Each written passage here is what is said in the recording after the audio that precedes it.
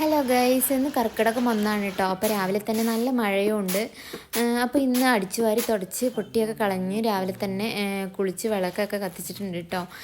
നമ്മൾ ഹിന്ദുക്കൾക്ക് കർക്കിടകം ഒന്നിന് ഇതുപോലെ പൊട്ടി കളയുക, അതുപോലെ ഔഷധക്കഞ്ഞി ഉണ്ടാക്കുക, തേച്ച് കുളി, അങ്ങനെ ഒരുപാട് ആരോഗ്യപരമായിട്ടുള്ള കാര്യങ്ങളൊക്കെ ചെയ്യുന്ന ഒരു മാസം കൂടിയാണ് കേട്ടോ ഈ ഒരു മാസം. അപ്പോൾ ഇതാ നമ്മുടെ ഇന്നത്തെ സ്പെഷ്യൽ ഉലുവാക്കഞ്ഞിയാണ് കേട്ടോ. അതിന് വേണ്ടിയിട്ട് തലേദിവസം തന്നെ 1/4 ഗ്ലാസ് ഉലുവ നന്നായി കുതിർത്ത് വെച്ചിട്ടുണ്ടായിരുന്നു കേട്ടോ. അതിലേക്ക് 1 ഗ്ലാസ് പച്ചരിയാണ് കേട്ടോ ഇട്ട് കൊടുക്കുന്നത്. പച്ചരിക്ക് പകരം ഉണക്കലരിയും ഞവരരിയും ഒക്കെ യൂസ് ചെയ്യാം കേട്ടോ. തവിടുള്ള അരി കൊണ്ട് ചെയ്യുന്നതായിരിക്കും കേട്ടോ കൂടുതൽ നല്ലത്.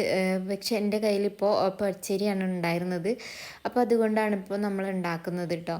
അപ്പോൾ ഇത് നന്നായി വെള്ളം ഒഴിച്ച് നമുക്ക് വേവിച്ചെടുക്കാം.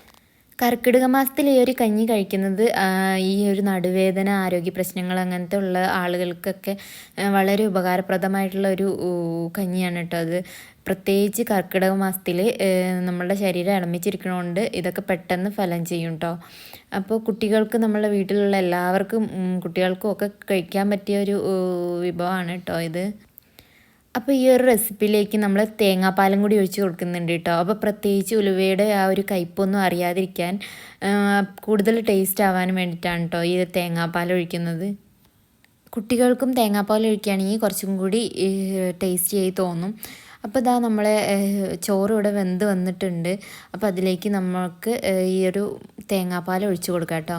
എന്നിട്ട് നന്നായി മിക്സ് ചെയ്ത് ഒന്നും കൂടി തിളപ്പിച്ച് എടുക്കുക.